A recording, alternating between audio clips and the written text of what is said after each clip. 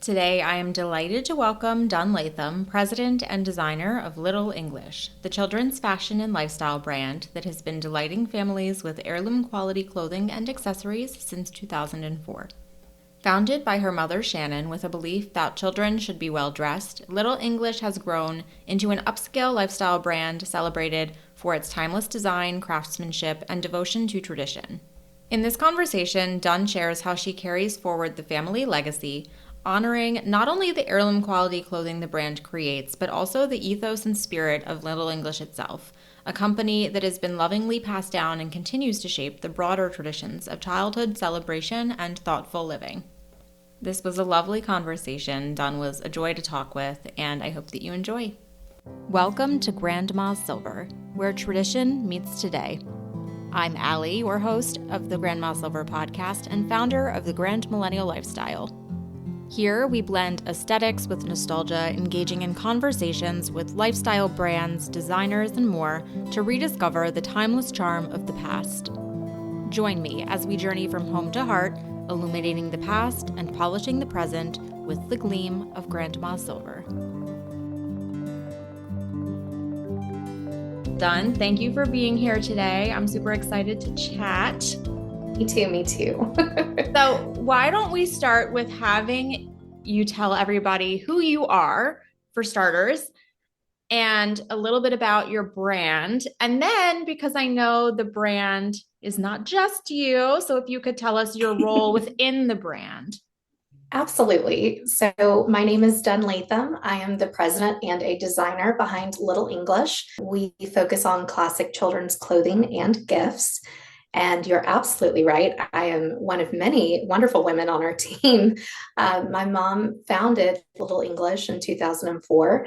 I always said I would never work for her, but let's face it, I grew up around it. It was kind of funny. In 2015, I went and helped her in Atlanta for market, and I fell in love with it. Gosh, we're going on almost 11 years now, and I'm still here, and our team continues to grow. We've got 26 amazing women, and just really appreciative of the team, and everything that everyone brings is so unique. When you say you went to market and you just fell in love with it, well, what about it was this pull or this like snap decision in your mind of like, yeah, okay, even though I've been enmeshed in this forever, which we can talk about too, but what changed in your mind of like, oh, I could actually see myself doing this professionally? So I think the turning point for me was I had seen my mom sketch at the kitchen table, and I'd seen samples come in, but I hadn't seen the whole picture of a product going from her sketch to a sample to market and then into production. And in that moment, I saw it and I was like, wait, this is really cool. Beyond that, she had just opened her own showroom. And so we were having that direct interaction with her customers. And for them to be so appreciative and complimentary of what she was doing and proud of her, I was like, wait, this is really incredible. Like, I think I could help you.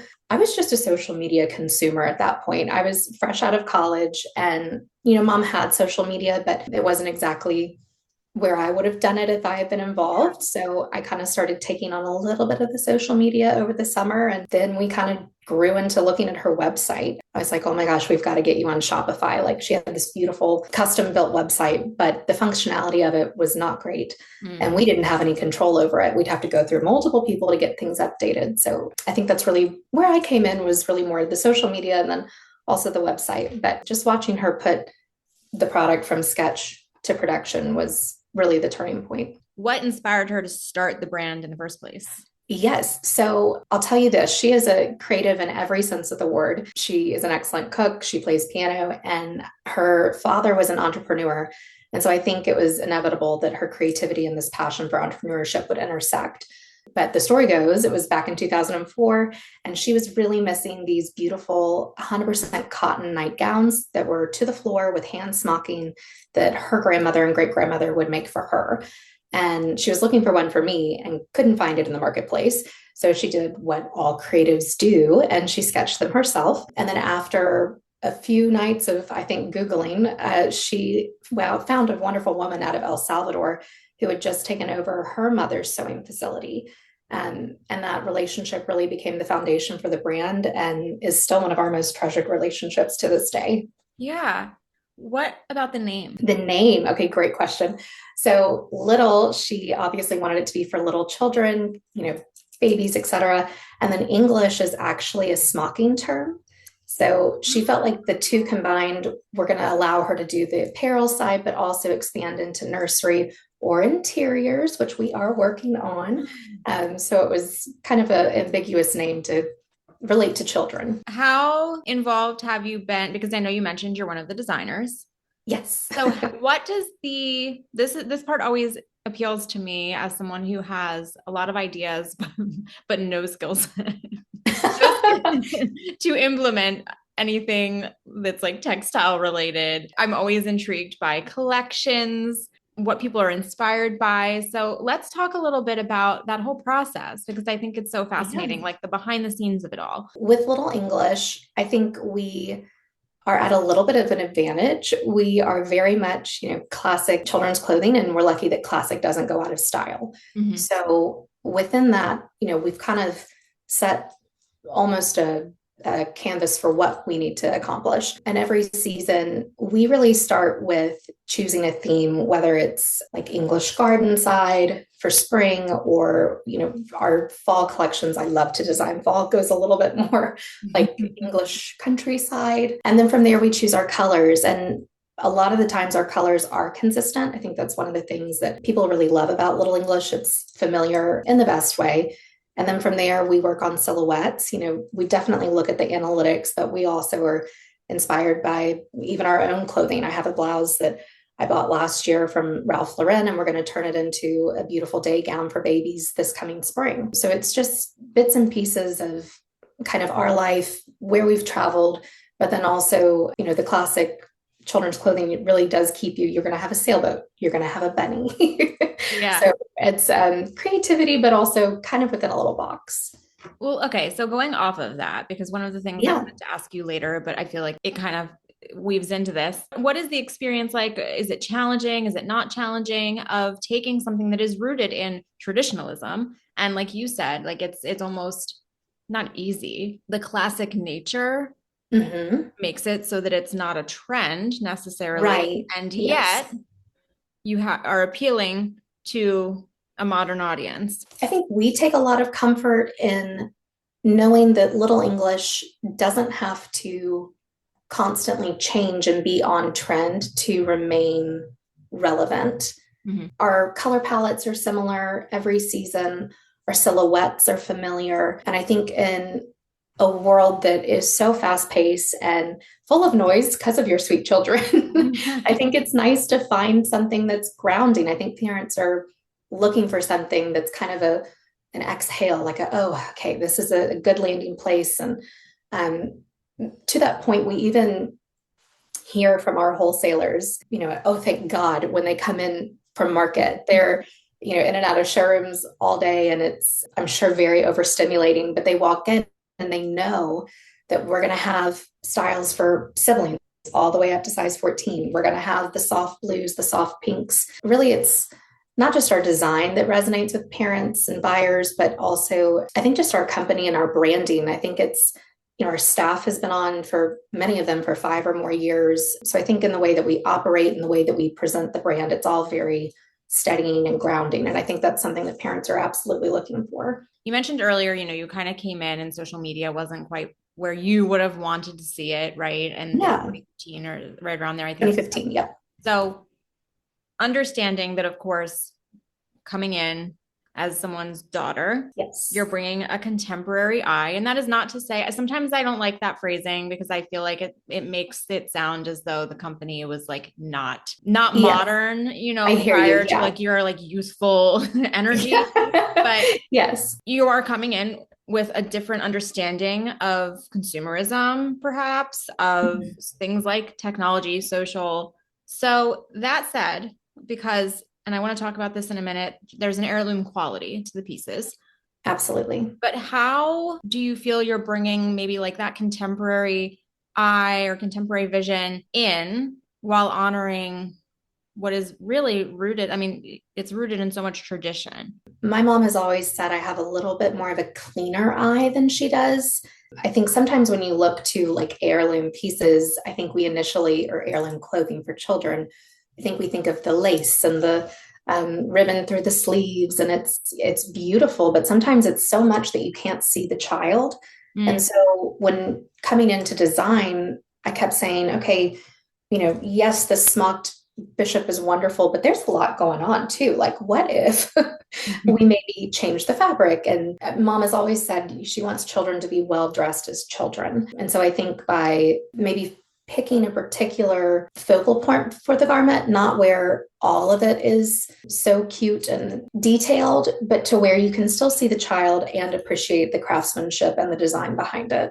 I want to talk about this for a second because that's a really beautiful perspective that I've never thought about. But could you elaborate a little on what you mean by like seeing the child, maybe like not clouding them with the busyness of a garment? Yes, absolutely. I think it can happen more easily in your trendier clothing, but sometimes sweet little kiddos can get lost in a print.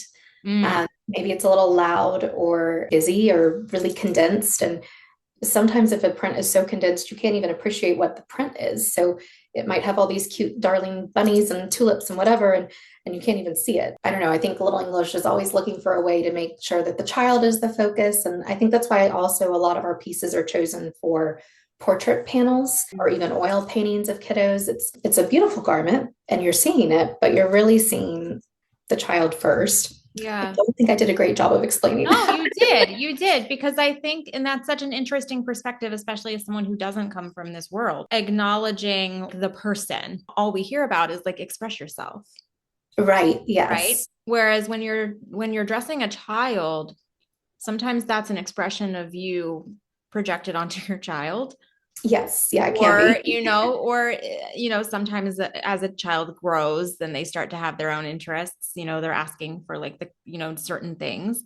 But I Yes. think it's really beautiful to take a step back and say, well, let's make sure that like the child stays like the main character in Yes. all of Yes. this. Now, do you have physical location, right? We do. It's an outlet. It's attached to our headquarters here in Lexington. Okay. So kind of samples and maybe mishap items will be there. You do market, obviously, Yes. and Mhm. pop-ups. We do. Yes. Okay. We So started doing more pop-ups. you've had one-on-one interactions with your clients. This is Yes. where I'm trying to, okay, Yes. perfect. Outside of online retail. So do you get to interact with parents and maybe even kids themselves who are looking and trying clothes on, and what those experiences are like for Yes. them and how they're relating to things? Absolutely. So that's actually one of the reasons why we started doing pop-ups.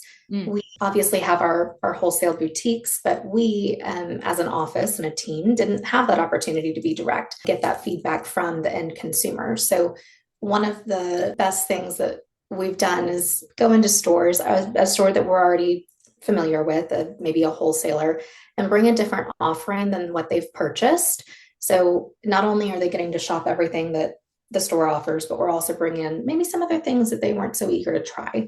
But what I love is seeing the sweet kiddos come in, and they're, in after mommy's day out, and they'll see something and they'll say, "Oh, a puppy," or they'll recognize a motif.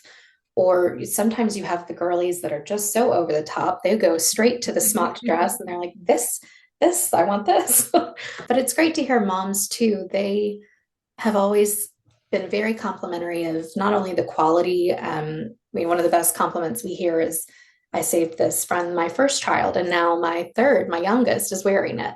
But also, like, I think they have a lot of confidence in coming to us when they're wanting to make a sibling match or a coordinating moment for family photos or any other special occasions. So being able to get that immediate feedback from parents has been really great. And it's also offered us some insight into what they feel like we could be carrying, maybe some of what we're not carrying. So one of those things was a quilted jacket, and Mm. this was back in maybe 2018. And now we introduced that jacket in fall, I think, of 21, and it is still one of our best-selling products. So kudos to that mom who gave the idea. I love that. You were talking about your mom kind of launching this as part of filling the gap, right? This need in the market Yes. for herself. Understanding that a lot of those pieces are heirloom quality garments. Are there things that you still have that have been held on to or that are still today part of the company's collections? 100% yes. And I'm a little embarrassed to say I actually have some of them kept away in my closet for if and when I have children. That's not embarrassing at all. I did the same thing. So one of those pieces is actually the classic nightgown. It's gone from these beautiful smocked to the floor nightgowns, which I always used to think was really fun to like stand over a vent as a child And and let like it let the air. Exactly. I know exactly. So we've kind of taken that really beginning of the brand and now translated into our classic nightgown. And it is a little bit of a shorter length because I remember tripping up the stairs as a kid in them. I was like, okay, we can't have that. Mm-hmm. So we shortened the hemline. And then we added a Peter Pan collar, which I think is so classic. And it also offers a little area to monogram. And then we got rid of the smocking just to, again, kind of modernize it a little, but it's still such a classic design. It has beautiful silk ribbon. So that's definitely an item that has been with us from the beginning. There is one particular piece that comes to mind. There was a bishop dress that we did, I think in spring of 2012, cute little blue and white seersucker gingham, but with these beautiful smocked lemons across the neck. And I was like, oh my gosh, if I ever have a daughter, that I have to have that. It's still in my closet. And it's ironic now that I'm on the design team, I was like, hey, I can bring that back. And so we did. Oh, that's so fun. It was really fun. One thing I also was wondering about, because at the time that this is going out, we'll, and I say this from the cold January day that we're interviewing, but it will be creeping up into the springtime. So, of course, that sort of is known as like baby showers, birthdays, Yes. first holidays, that sort of thing. So, are those things that you're thinking about? I mean, obviously, you have seasonal collections, but are those sorts of occasions things that you're giving a lot of thought to when Oh you're my goodness. designing? Yes. Absolutely. Yes. One of the things that we really try and do is focus on the longevity of the product and making sure that it feels special long after it's worn. And one of my most favorite pieces, speaking of Easter, I remember at 4, I was finally able to wear one of my mom's pieces, one of her Easter dresses, and it had been shared with all of my cousins, and it was finally my turn. And so I think when we are designing these more special occasion pieces, we're trying to think, what's going to be memorable to the child, not just the mom who maybe is looking for something that looks like something from her childhood, but also making sure that it's special enough that it might get stored away in line with that special Easter dress that was my mom's. I feel like it's important to remember that littles are like just starting their stories. And so picking a piece that's really going to stand out for years to come, I think is really important. But we also try and have things that for Easter that don't just have a bunny, that are, classically made and beautiful and can be worn again, maybe for a different special occasion. Mm-hmm. So really finding, I think, the longevity of the product, not just for the moment it's in, but for years to come is what we focus on. There is such beauty in this concept of passing things down. Absolutely. How do you engage a repeat customer when you're in the business of keeping one piece and passing it down? That's such a great question. Well, I think the advantage is that children grow. Oh, that's a good one. And then beyond that, there are also new special pieces that are introduced each season. You also have siblings that may arrive.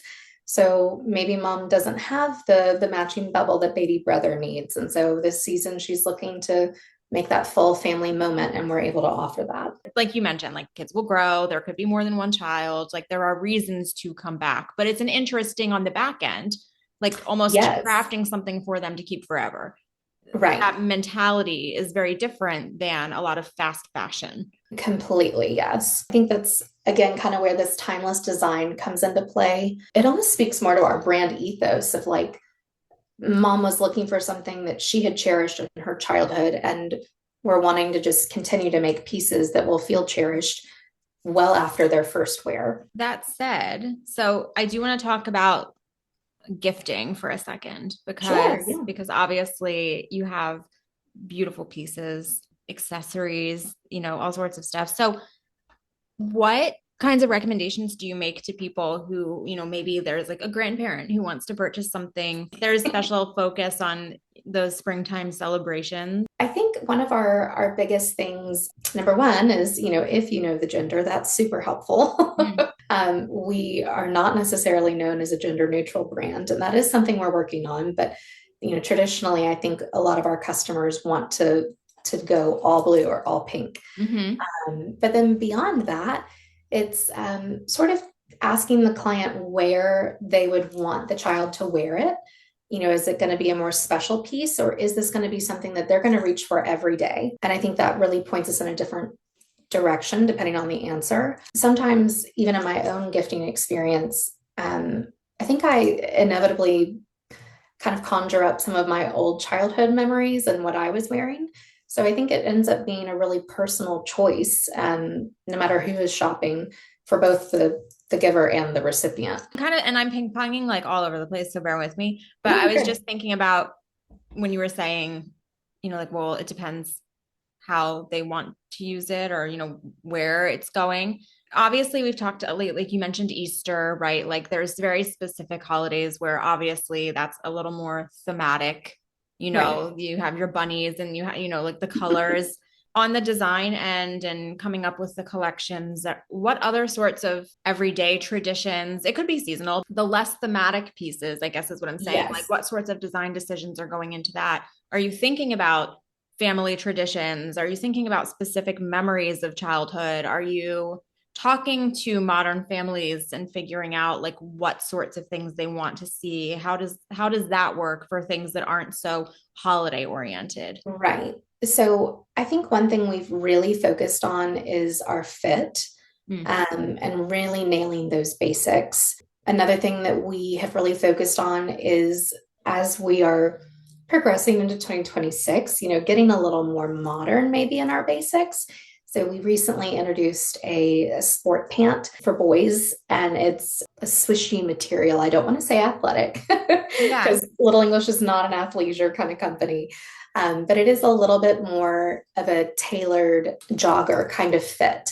And that was something that we wanted to incorporate to be in today's age, but also we made it and fit it in a way that is so classic that it looks very proper, even Yeah. though the boys feel like they're in this sporty kind of pant. When you pair it with our polo and then a little cardigan, it really looks sweet. Beyond the basics, I think it really goes back to color palettes and staying consistent in our soft pastels. I want to shift gears a little, although sometimes you say things and I'm like, oh, I do have a design question. I want to shift gears slightly to kind of this like concept of heirloom legacy. Could we talk a little bit about sort of like the brand ethos of the sustainability of it all? Not only does that come into the design when we're thinking about the quality of fabrics, maybe even the longevity of wear for a child. Maybe we'll cut the stride in something a little longer so that,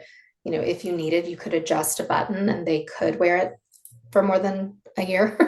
Yeah. But I think it also comes into being really mindful when we are placing our production orders. Hmm. We really and truly, for our boutiques, we cut exact of what is ordered. There is no extras to be found. And then when we're ordering for our online presence, we do a lot of analytics to make sure that sell-through rates are going to be, hit at a certain time. I think it's important from not only a monetary standpoint, but also a branding standpoint, that we're not oversaturating the marketplace at all. I read a comment recently online. Someone said, oh my gosh, this is the cutest thing ever from Little English, and y'all better go get it because when it sells out, it sells out, which I thought was great. It's not done in a way to create this demand and, oh my gosh, where is it? Where can I Right. find it?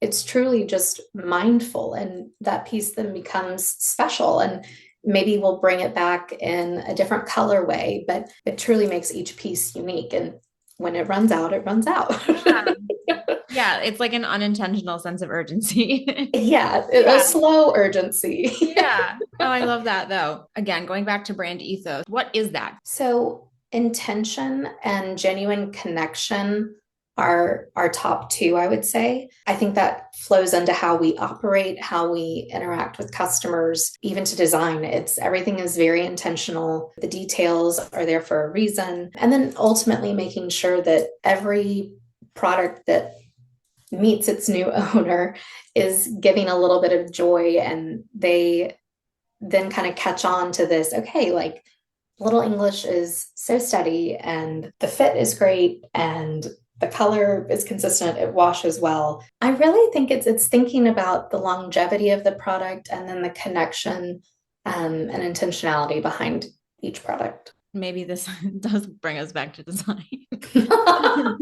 but but on the personal side, like speaking for yourself, are there any personal like traditions within the brand or personal like things that you've seen happen through the brand because of the brand when you're interacting with families and you're having those conversations and that connection like you mentioned was really important to you? Is there anything that you hope to continue to see or that is particularly meaningful for you to get to hear or experience, or just what your own like what you are getting out of it? Even over Christmas, I received a few texts from customers that have modeled for us who have become friends.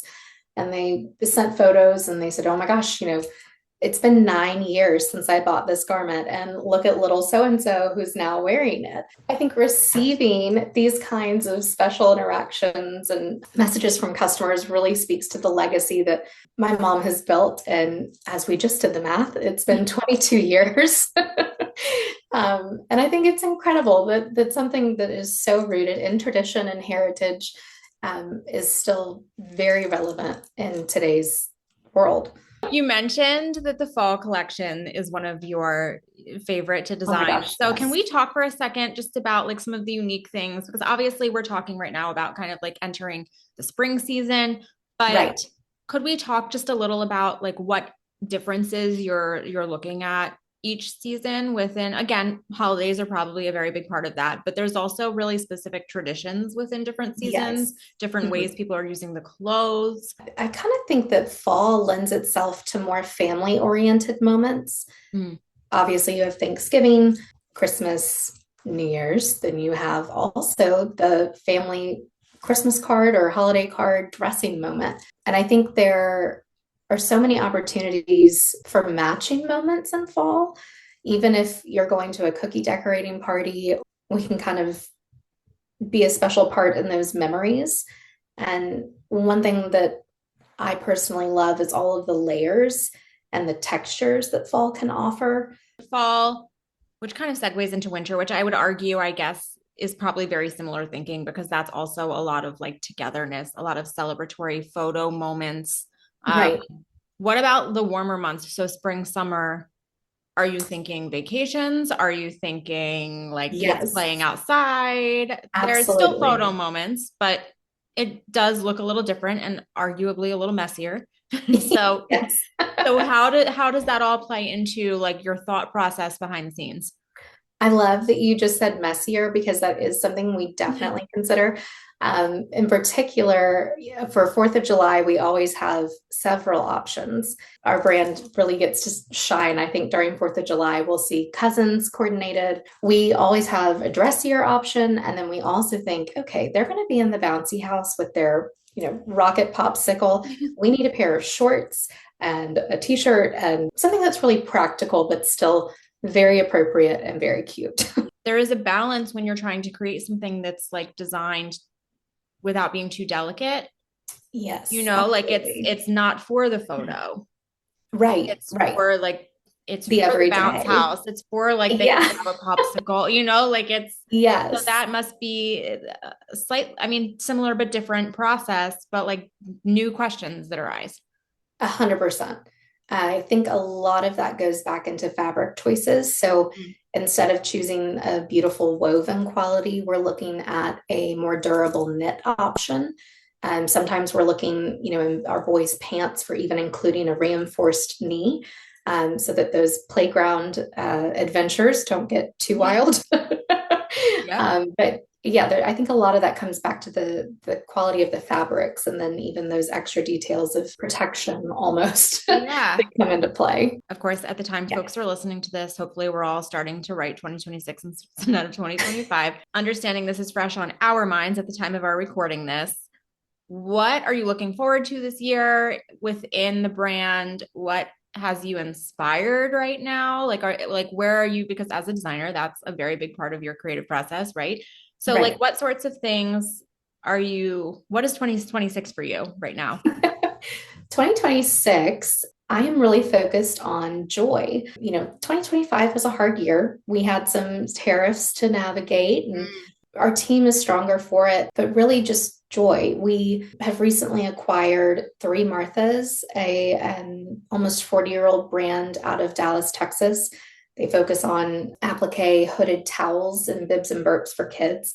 And what I have loved is the sort of duality of having to design for Little English that is so staid and classic and restrained almost, and then having this other brand, Three Marthas, that is you're meant to immediately almost smile or cheer, or it's just a totally different brand of design for. And because of that, I think it's really helped me kind of flip my ideology for what Little English can be, thinking a little bit more joyfully as we go into 2026. Another exciting kind of collaboration that we're working on. I recently got into needle pointing, and Ooh. I do not sew. So this is exciting. This is the closest I'll ever get. But with that, it's been really fun to pick up different canvases and kind of get inspired by what other artists are putting out there for a completely different purpose. But we also have a fun collaboration coming up in March with Lysette Designs out of Palm Oh, Beach. So that'll be something to look forward to for sure. yeah. Okay, you're this like heirloom brand by its own nature. It's like very intentional. I Mhm. feel like when people are interacting with you, the conversations aren't necessarily just about fit, pattern. You're probably learning about what this piece is for. There's a bit of a story. I think a lot of the story that we hear from customers also comes from the story that we're telling behind the garments. So, for example, we recently had a collection that was an old vintage fabric that we found in an antique store in Paris. And everyone thought that was so cool, and they had so many questions about it. But then on the flip side of it, we also had people reaching out saying, oh my goodness, I read a book that, as a child, my grandmother read this to me, and it had very similar, it was apples and pears was the the print, but they immediately connected that print to a memory that they had. Mm. And so I think hearing just the shared experiences that maybe we don't realize we have with others has been really interesting. Yeah. It's funny you say that because I was just talking to my mom about children's clothing and funny, I was talking about things I've saved. I have a Yeah. boy, so he's not wearing any of those things. But we were talking about what I have. And I was saying, I don't know if I have it, but my grandmother was a seamstress and she's probably rolling in her grave because I possess none of her skills. But she was this lovely seamstress. And I used to have little matching bows with Oh, every little dress that she would make me a dress. And that's with every dress, I incredible. had little matching bows. And Oh, I always we were just talking about pattern and memory. I was telling my mom my favorite one. I had this little bow and it had like all these little Scotty dogs on it. cute. Oh And I my don't gosh. remember the dress, but it must have had these little dogs on it too. But Oh, I just remember the definitely. bow, and it's funny because every time I see those now, which of course that's like its own little kind of they had it. I don't know if they're still trendy, but they had like a little moment Yeah, they in did. They recent did. I years. think they're still around. Are they? Yeah, I feel like I was seeing them on a lot of things, but I was at the time I was connecting that to the bow. 100%. So isn't it Yeah. funny that you're saying, people will see like these apples and pears and connect Yep. to maybe like this childhood book that they used to read or something. We're just Yes. doing the same thing this Yeah. weekend. It is wild. I think, and it's really interesting to see kind of what conjures up memories for people, and in particular with clothes. I think it's really special because almost like give shape to the memory, like your bow. You remember the bow, and then it makes you think of your grandmother. And I think clothing has always been such an important marker of memory. As women, I think we think of, oh, I can remember my prom dress or my wedding dress. And, it's the same for littles. They might have to be, remember it from photographs, but there are sentiments of it that will stay with them for forever. If we're talking about storytelling and we're talking about heirloom quality garments and we're talking about things like, I just mentioned that up in my attic, I have things. You've talked about how you've set pieces aside that were meaningful to you. Most of us, I think, many of us at least, are doing this in some capacity. On the preservation side of things, like, how do you encourage people if maybe they are passing things down and the story is longer, but what does this look like for when people want to do something similar, or because it is heirloom quality and the pieces are so special, and many of the pieces are being used for like these milestone events, holidays, firsts, those sorts of things. I love what you said about how, maybe a newborn outfit isn't anything fine, but it holds so much value to you and that nostalgia. So I think that's really tying it back into the storytelling. My mom's mom was so good about including a note with absolutely every piece, where she bought it, why, when. So I think that's kind of the advice I would give, would be to make sure you're always telling the story with the piece. It'll kind of help connect those dots. But even a photo of whoever wore it first, just the storytelling that can be passed on with the garment for generations to come, I think is so important. The biggest advice I can give is just make sure the item has been professionally cleaned. I think to your naked eye, there might not be a stain, but stains really do set in over time. So make sure to take extra care before placing them in your box. Well, where can people find you? You can find me on my personal Instagram of Dunn Latham, or we also have recently started an Instagram channel on Little English Clothing. And I would definitely encourage you to get in there and participate in all of the polls. We're getting really great design advice direct from our consumers that way. Awesome. I just thank you so much for taking the time to chat today. This was so lovely. Oh my gosh, likewise. Thank you. My first podcast. So you did. Hope it went well.